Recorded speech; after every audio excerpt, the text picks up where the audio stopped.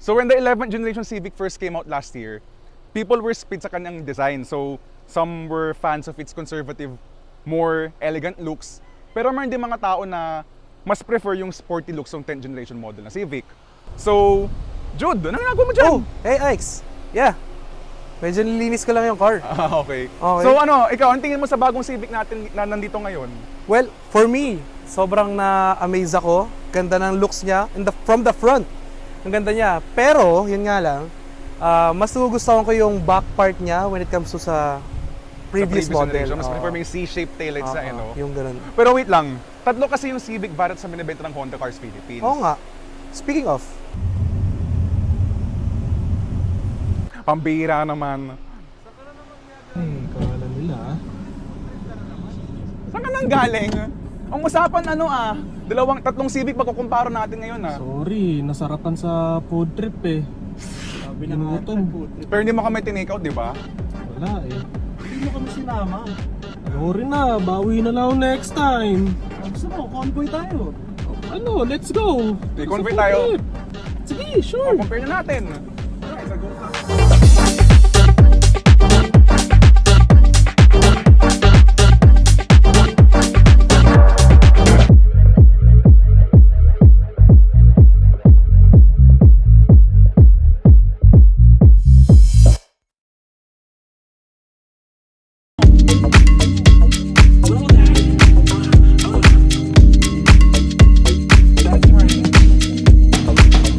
So the Honda Civic range kicks off with the S variant. Yun nga lang, as of this video's production, the base S has been discontinued. And with that in mind, we'll only be giving you a brief overview of this model.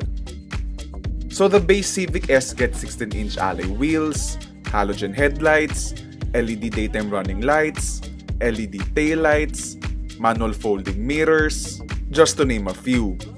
And then on the inside, you get a 7-inch digital instrument cluster, a 7-inch touchscreen with Apple CarPlay and Android Auto, single-zone automatic climate control, fabric seats, a urethane steering wheel. But this base model misses out on rear aircon vents, as well as remote engine start that's already available in the V-Turbo variant. so here we are guys. Nandito naman tayo sa ating V-Turbo variant. So titignan natin dito, meron na siyang LED headlight. And also, meron tayong fog light. Hindi katulad sa may ating S Turbo variant, wala siyang fog light. So dito, LED na siya, headlight and then fog light. As you can see here, naka 17-inch alloy wheel na din tayo. Also, meron na tayong power folding mirrors. And also, meron rin tayong smart entry guys. Actually, speaking of the wheels pala, parang para sa akin I think of all the wheel designs ng mga Civics natin, I think yung sa V-Turbo yung pinaka-favorite ko. Kayo ba?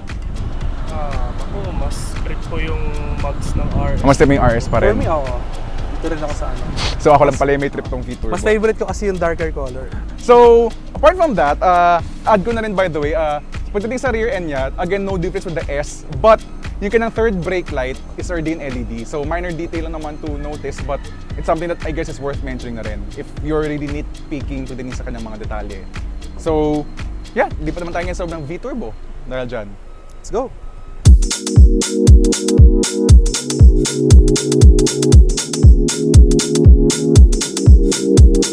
So now moving to the V-Turbo variant, which is the mid-grade. So, sa labas, medyo significant yung upgrades. But here inside, ditong V-Turbo, it's actually medyo minute na yung upgrades niya. So, again, in terms of materials, as I mentioned kanina sa S-Turbo, so naka-hard plastic ka pa rin dito sa doors, urethane steering wheel, urethane gear lever. So, hindi pa rin niya ka-match, I guess, yung Mazda 3 across all variants or even yung Corolla Altis sa GRS, which is at 1.3 million na naka-leather steering wheel na naka-leather gear knob. So, here in the V-Turbo, you have pa rin a single zone climate control, 7-inch touchscreen, which is again the same nando sa isa. So, we're gonna demonstrate the difference sa pagdating dito. Still with Apple CarPlay and Android Auto, but now meron kang 8-speaker sound system as opposed to the S-Turbo's 4-speaker sound system. So, expect a bit of upgrade in terms of sound quality, but for the most part, that's pretty much the same in terms of the interior. Kamusta dyan, Tommy? Anong napapansin mo sa V-Turbo nga pala na wala sa S-Turbo? Napapansin ko na meron siyang vent dito. Maluwag din. Sobrang Okay, so that's pretty much it actually in terms of the interior upgrades to the V-Turbo. It's actually not significant, but still worthy upgrades rin, more or less, compared to the S-Turbo. And that's also why we also think that this variant is more or less what we think is the best value for money among the Civic variants ito. So, tara, let's move on ngayon to the Civic RS.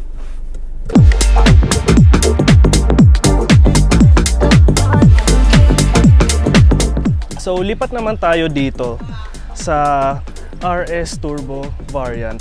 So ang makikita natin dito ay meron siyang black side mirrors, black door handle, black window trim, and yeah, sobrang dami ng black.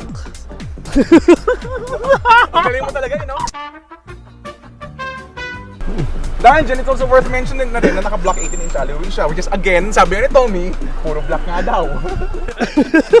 And dahil dun dyan, since we're on the topic of black nga pala, we also have to mention na rin na meron din siyang black rear spoiler, tsaka black na rear antenna, na rear shark fin antenna. And also, to top it all off, yung Civic RS Turbo is the only Civic variant na merong dual rear exhaust na integrated sa kanyang rear bumper. We also must mention na rin yung kanang blind spot camera, which when you turn on your right turn signal, the camera feed will display on the infotainment system. So it's actually pretty useful, especially if you're making a right turn sa mga intersections na minsan may masisingit na kamoting na kamotor, di ba? So yun, dahil dyan, hindi pa naman tayo sa loob ng Civic RS Turbo. So guys,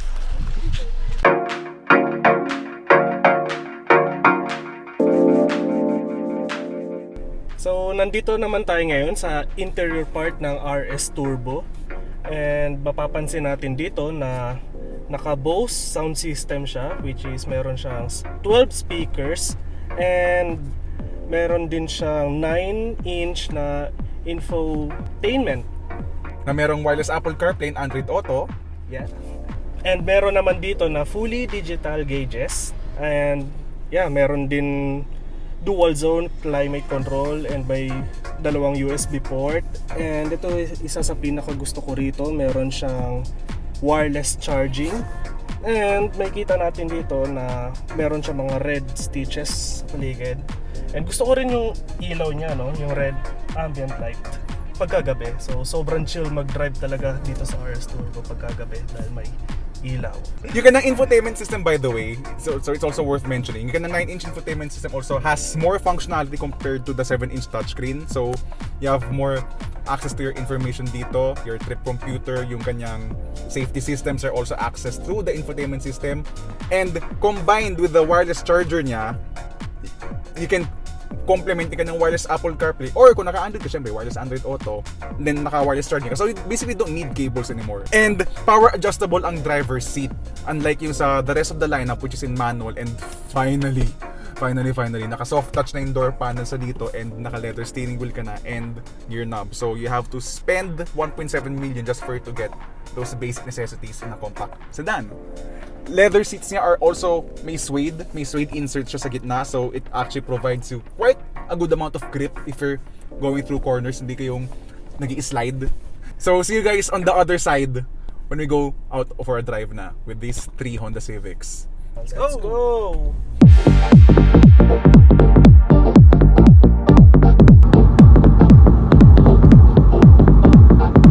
Okay, so we're now out on the open road with the Honda Civic, and this is a good time to talk about actually the driving experience, since we're bringing all 3 cars out on the road trip ngayon papuntang Subic. So what's the differences in the 3 cars when it is a driving experience? Actually none. There's almost no difference between these 3 cars, since all cars now have a 1.5 liter VTEC turbo engine, and as a result of that, every variant you choose ngayon ng Honda Civic feels fast ang tulin niya.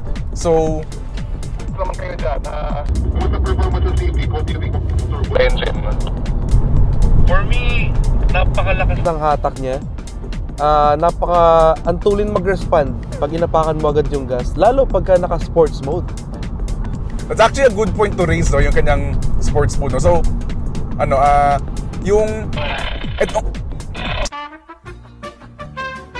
with the RS Turbo that I'm driving ngayon, this has a dedicated sport mode. So unlike yung other 2 variants na may S lang sa kanyang transmission, this really has a dedicated sport mode. So talagang when you flick the car into sport mode sa kanang drive modes, it actually changes the throttle mapping, makes it more sensitive pagdating sa kanang response sa paa mo.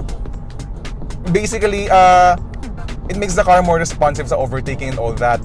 That's one difference with the RS Turbo. But as far as the driving experience is concerned, like for the rest of the, you know, the gearbox, whatever, they feel pretty much similar.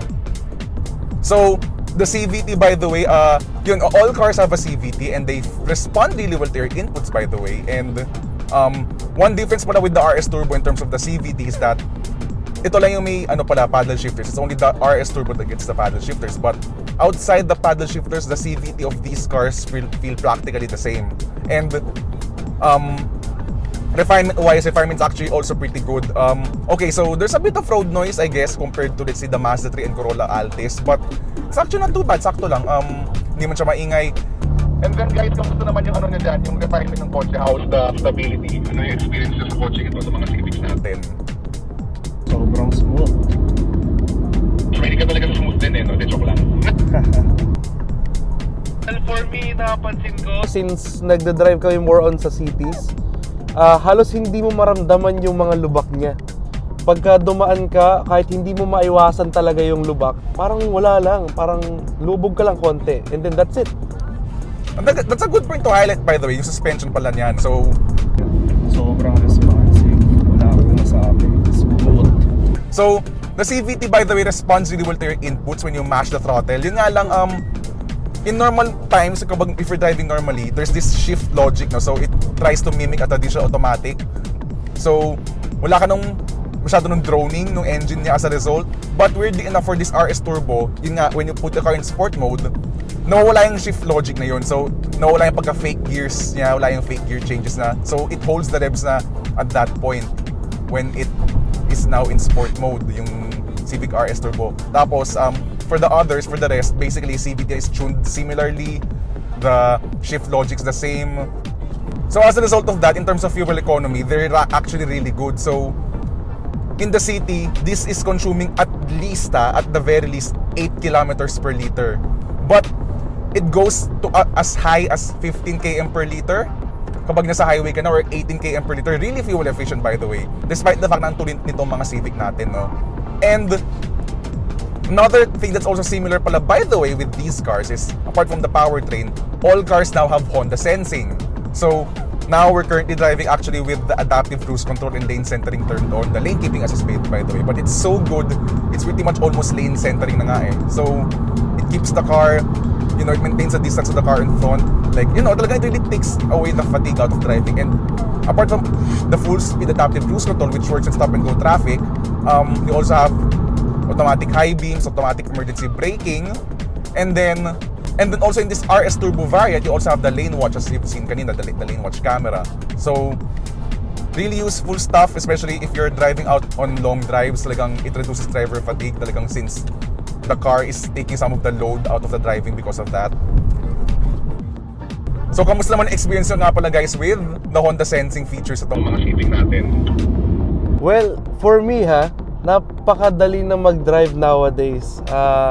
Kasi thanks to its adaptive cruise control and also ng kanyang lane centering, sobrang dali mag-drive, as in all you need to do is to set it up and then hayaan mo na lang siya, be mindful lang sa paggalaw ng kanyang wheel. Dahil magre-require siya ng attention. So maglalabas naman siya actually doon sa may dash. So you have to remember, by the way, na itong mga sensing features itong mga Honda sensing features are not self-driving features, by the way. The car is not a self-driving car. You have to take note of that. And basically, they're just there to assist you and reduce driver fatigue as you're going on long drives or kahit sa traffic actually, kasi nga this works in stop and go traffic.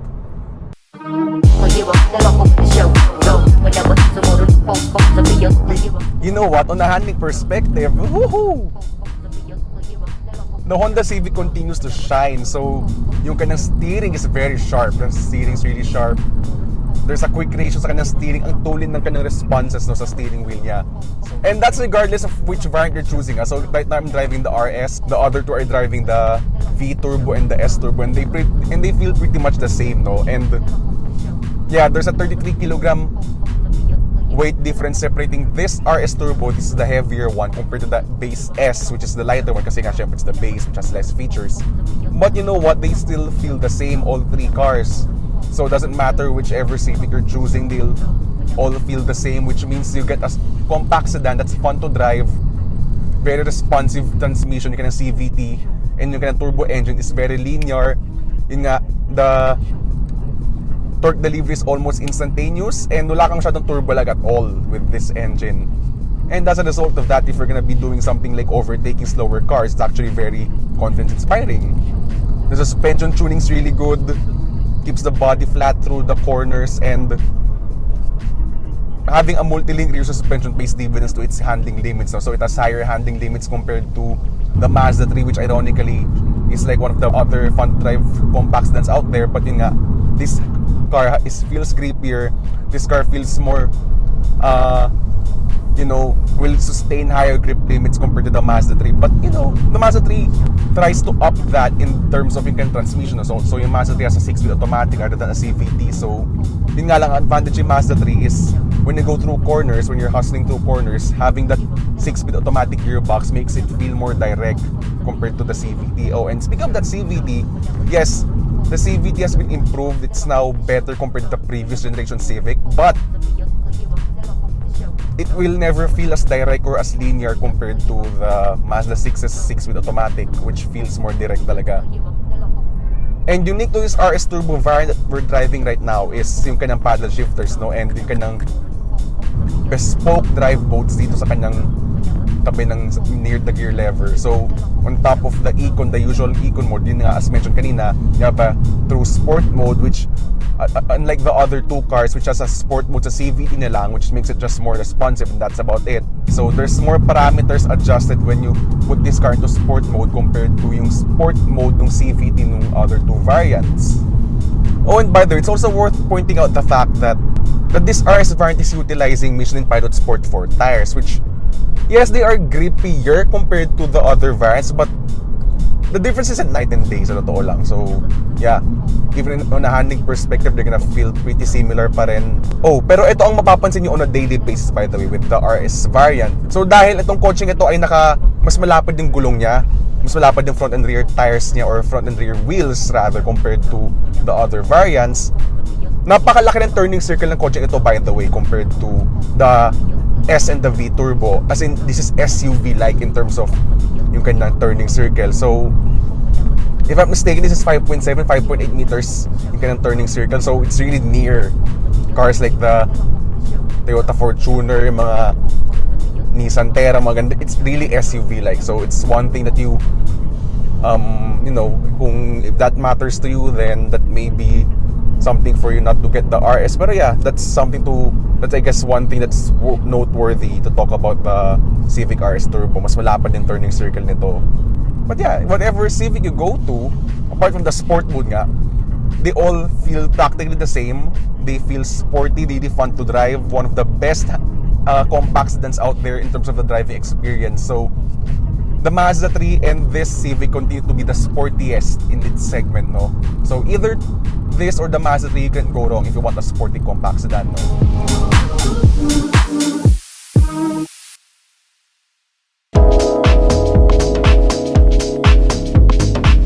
And then lastly, as for cargo space, the Honda Civic offers 497 liters. Though opting for the RS, reduces that by 2 liters, no thanks to the subwoofer of the Bose sound system. These figures are actually smaller than the previous generation model. That's because Honda focused more on rear seat space for this generation. But even then, these figures are still pretty much class leading. Overall, the Honda Civic continues to be an excellent all-rounder. In fact, it's still one of our most favorite compact sedans out there. Not only is it fast, sporty, and fun to drive, but being a Honda, it's also a car that you would buy because of rational decisions. It's no wonder then that amid the continued decline of compact sedan sales in the Philippines, the Honda Civic continues to remain resilient.